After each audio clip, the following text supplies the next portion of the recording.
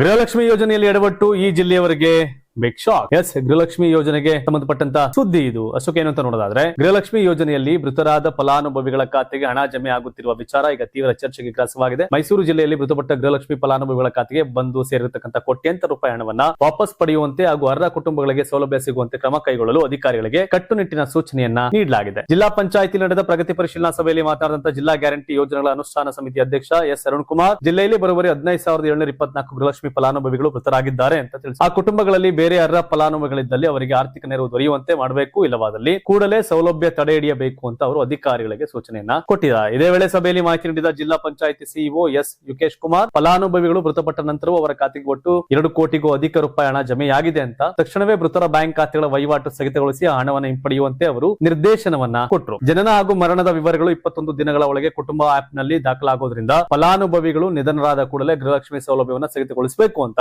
ಸಮಿತಿಯ ಉಪಾಧ್ಯಕ್ಷ ಶಿವಕುಮಾರ್ ಅಭಿಪ್ರಾಯಪಟ್ಟರು.